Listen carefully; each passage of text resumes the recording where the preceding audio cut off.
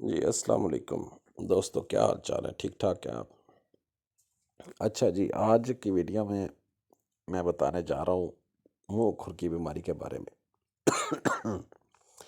منہ کھر کی بیماری آج کل ایک وبا کی طرح آئی ہوئی ہے کچھ علاقوں میں، اور بہت زیادہ نقصان کر رہی ہے۔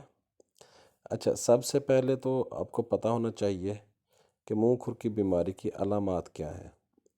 منہ کھر کی بیماری کی علامات یہ ہیں سر کہ جانور جو ہے کھانا پینا چھوڑ دیتا ہے، اس سے انتہائی تیز بخار ہو جاتا ہے۔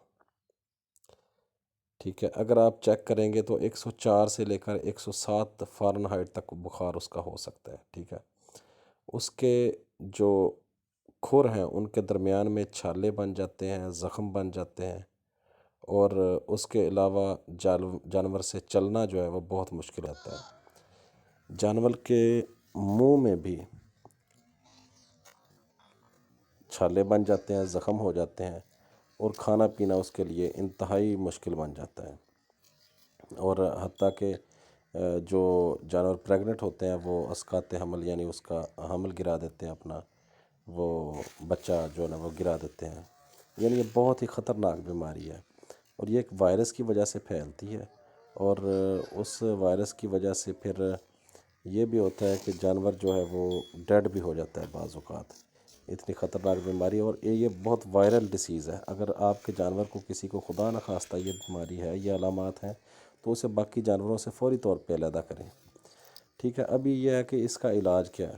سب سے پہلے تو کہ بکری کھانا پینا چھوڑ دیتی ہے تو اس کا کھانا پینے کے لیے اس کو کمزوری نہ ہو، اس کے لیے آپ دودھ میں ہلدی اور میٹھا، چینی یا گڑ ہو جائے، جو بھی چیز آپ کو اویلیبل ہو، انرجی کے لیے ہے، اور ہلکا سا نمک، بالکل چٹکی بھر نمک، وہ جو ہے نا ملا کے وہ اسے دیں۔ وہ آپ کو ڈرنچ کرنا ہوگا اس کے منہ میں، تاکہ اس کو کمزوری نہ ہو۔ پہلے نمبر پہ آپ کا پہلا سٹیپ یہ ہونا چاہیے، اسے علیحدہ کرنا ہے۔ دوسرا سٹیپ یہ ہونا چاہیے۔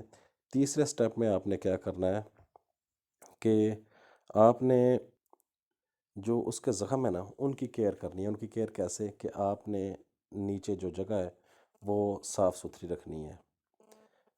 جگہ جو ہے وہ گندی نہیں ہونی چاہیے نیچے اس کے، اور اس کے علاوہ آپ نے کیا کرنا ہے، اس کو نا انجیکشن لگانے ہیں، 2-3 قسم کے میں آپ کو بتاتا ہوں، وہ آپ لگائیں، اور اس سے انشاءاللہ تعالیٰ جو ہے وہ ٹھیک ہو جائے گی۔ پہلے نمبر پہ تو ہے پینسلین انجیکشن، جو ہے پینسلین فارمولے میں آپ کوئی بھی لگا سکتے ہیں انجیکشن اسے۔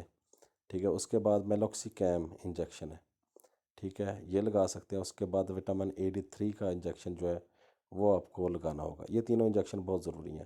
اس کے بعد جو پاؤں کا زخم ہے اس کے لیے پنک سپرے ملتی ہے، پیروں کے زخموں کے لیے پوٹاشیم پرمنگنیٹ بھی مل جاتا ہے، وہ بھی آپ جو ہے لگا سکتے ہیں، پوٹاشیم پرمنگنیٹ۔ ٹھیک ہے جی، پوٹاشیم پرمنگنیٹ ہو گیا یا پنک سپرے ہوگی، جو بھی ہے وہ آپ اسے لگا سکتے ہیں۔ اس کے علاوہ اس کے منہ کے لیے جو ہے وہ سوموجل ٹیوب، اگر آپ اس میں ہلدی بھی ملا دیں گے اس سوموجل ٹیوب میں، اور وہ ملا کے لگائیں گے اس کے منہ کے چھالوں میں، تو وہ بھی بہت زیادہ بہتر ہوگا۔